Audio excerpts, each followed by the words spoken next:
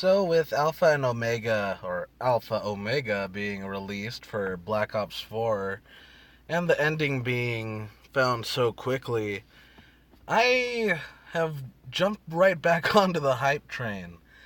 In all honesty, though, I'm probably not going to buy the Black Ops Pass just to play it because I've gotten what I need from Treyarch, and this just feels like more of the same. It's just, well, in all honesty, it's a good thing.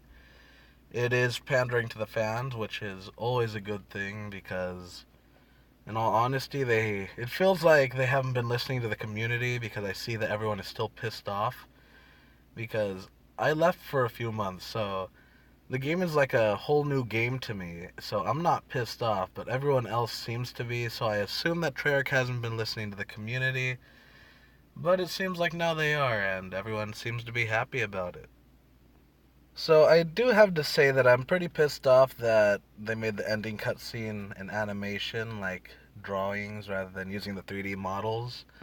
But at the same time, it harkens back to Black Ops 2, so it could be nostalgic for some people, but for me, it just feels half-assed because people have wanted an Aether story for so long. They wanted a continuation to it for so long, and here we finally get it, and we don't even get a 3D rendered cutscene, you know? Just left a bad taste in my mouth, but that's not to say that it didn't hype me up because there was a lot to unpack in that. I honestly haven't seen any gameplay of the map. I haven't seen the opening trailer or the opening cinematic if there is one. All I've seen is the what's it called ending cutscene, and the only reason why I clicked it is because I wasn't sure if it was a chaos map or an Aether map. Because in all honesty, I haven't been keeping up with Black Ops 4 news because what's the point in keeping up with shit if I'm just going to be disappointed anyways? So I may as well accept the game for what it is now and try to make the most out of it. So that's what I've been doing. And all of a sudden, this pops up on my news feed, and I'm all like, what the hell, an hour ago? So I went to click it, and I watched it. Disappointed at first, but then as it went on, got more and more hyped. Like we saw Monty's true form, which we've seen before. It was in the Revelations map. It was inside the amphitheater, the Kino theater, and you could see him on the stage. He was one of the cardboards, the cardboard cutouts. So we got to see that in action, albeit not in a 3D model. That's probably why they didn't do it, because there's so much crazy shit that they had to do.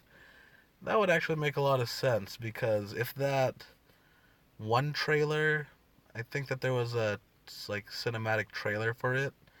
It's all in drawing too. I just what's it called? Didn't know that it was a trailer for the map. I thought it was just a trailer for the story in general. But the trailer basically portrays the Apothicon War, and it shows the Keepers and the Apothicons like getting their troops rallied up, and then it ends with the two sides clashing. But the ending ended basically with us finding out that Samantha is no longer cleansed within this reality, or maybe the timeline is that she just barely got to Agartha or the house, whatever you want to call it, and she was about to be cleansed, but things changed, and well, shit hit the fan. Monty killed Maxis. Maxis sent Samantha to the Eight. I don't know what to call them, dude. Primus plus Ultimus. The Eight. I'm just gonna call them the Eight, man. So Samantha gets sent to the Eight, and then our characters are basically like, oh shit, like this is that Samantha. And then, like, they're just like, oh shit, not this again. And then they find out that young Richtofen is with them, and then they're like, who the hell is that kid? And then one of them is like, oh, that's us. And then I think that multiple kids were supposed to be there, but the only one that they showed was Richtofen. And then, like, Samantha started talking to Richtofen, saying, or Kid Richtofen, saying, "Hey Eddie, you gotta prepare yourself because we're gonna go like fight in the war, the Great War." So that makes me think that either it's gonna like happen in Origins. I'm pretty sure it's gonna take place in Origins one way or another. It's probably not going to be Origins exactly. It's probably going to be the location, but it's either going to be set in the future or set in the distant past, like during the Apothicon War. So it would literally be the Great War, or it would be the Great War as in World War One. Who knows? I honestly don't know. They could be going back to Origins just to redo something over there, and then it would just basically be like the original Origins Easter egg with a twist, where you, instead of, you know what the fuck even happened in the ending?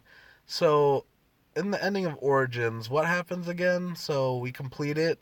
We all stand in the middle of the fucking arena ring thing, and then all of a sudden we look up or something, and then just a bright white light, and then we see Samantha's face. So maybe us going to the middle of that ring would send us to the house or something, and then we fight Monty. I have no clue, honestly. That's just speculation, as all we can do right now is speculate. But now for the meaning of, or the purpose of this video, I wanted to talk about the Apothicons and the Keepers. Because they're basically one and the same, like literally. They're the same type of being within the dimension that they're from, and within this reality, well, they've convinced us that they're different entities because, well, the name of the game is manipulation, and if you can manipulate the, well, let's say the pieces on the board to your side, then the game might end in your favor. But before Black Ops 3 came out, I had a spiritual experience where I came into contact with angels and demons. When I was communing with these angels and demons, they actually let me know that everyone in this world has an angel or demon with them, sometimes both, sometimes multiple. And on top of that, angels and demons are actually the same type of entity. Angels and demons are literally the same type of entity within the dimension that they come from. Within this dimension, though, we perceive them as angel or demon based on the energies that they thrive off of. So if they're an angel, then they thrive off of positive energy. If they're a demon, then they thrive off of negative energy. And then when Black Ops 3 came out, we learned about the Apothicons and the Keepers, and we were basically taught that the Keepers were the good guys and the Apothicons were the bad guys. Like, we were shown that in Shadows of Evil, we were tricked by the Apothicons into helping them out. And because we helped them out, we basically brought upon the end of the world.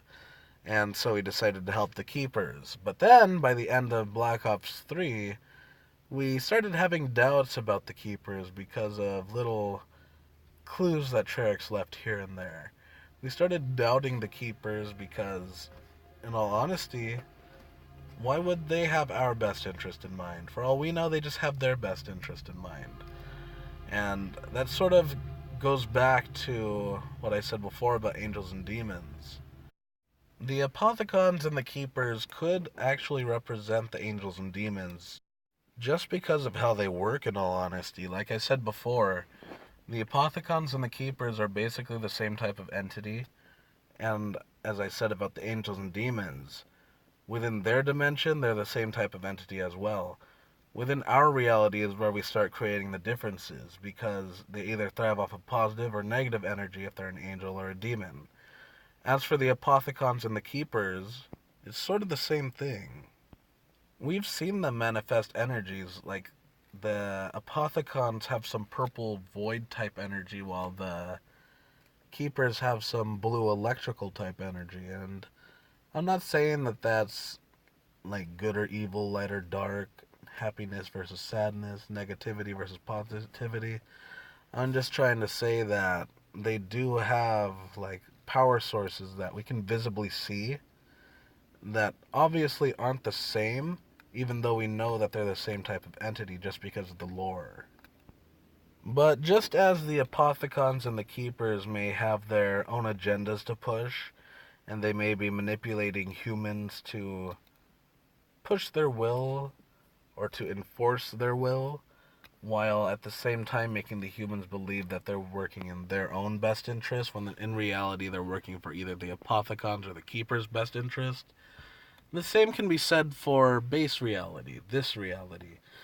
If angels and demons are real and they interact with humans and they influence them in certain ways by giving them little pushes here and there, I think it would be safe to say that that's the connection that Treyarch was trying to make. Because angels and demons represent light and dark respectively. And that's the same thing that we're shown with the Apothicons and the Keepers. The Keepers represent light while the Apothicons represent dark. But at the same time, we're not even sure if that's like the real deal, you know? We don't know if that's all the information. We're not sure if we're being told the whole story, the whole truth, you know? It's all honestly in perspective, and you can be manipulated any which way, in all honesty. Both in the sense of the game and in the sense of this reality. It's all based on your perception, because you can still view the Keepers as good and the Apothicons as evil if you just think about order, because Monty was trying to keep order, and order shouldn't be a bad thing. Order is sometimes necessary for peace. But the Apothicons, on the other hand, want freedom. It seems like it's portrayed as evil because they just want to bring chaos within reality and destroy everything. It seems like destroy everything that's been made. But for all we know, they only want to destroy what's made because the Keepers have tainted it. We don't know the whole story. For all we know, they just want to express themselves, you know? They just want true freedom, true expression, and the Keepers just take that away from them. We honestly have no clue. And same can be said for angels and demons. We don't know if we're being, like, told the truth, you know? Like, we could be told we're working with angels. We could be, we could hold faith that what we're doing is right. But through the perceptions of others, right can be wrong. Light can be seen as dark. And it's like a balance game. You need to be able to see for yourself, but at the same time, you can't always trust your eyes. But at the same time, your eyes are all you can trust.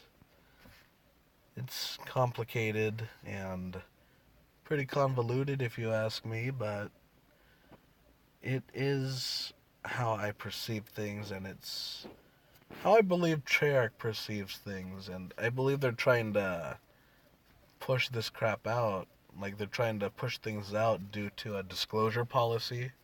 That's just my opinion, because honestly, throughout my whole life, I've learned a lot of shit through Treyarch. Like, at first it was just subconscious, but as soon as I learned it through the entities, I was like, oh my god, that shit is real.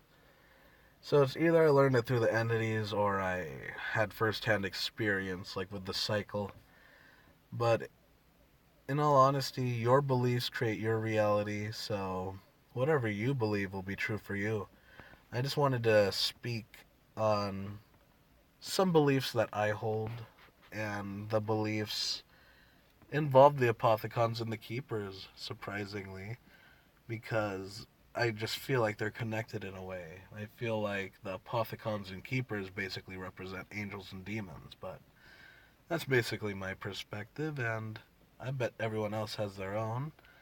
It's just always good to put your perspective out there because other people might want to hear different perspectives, and I know that this video may have been a bit wonky, but I do plan to slowly get better.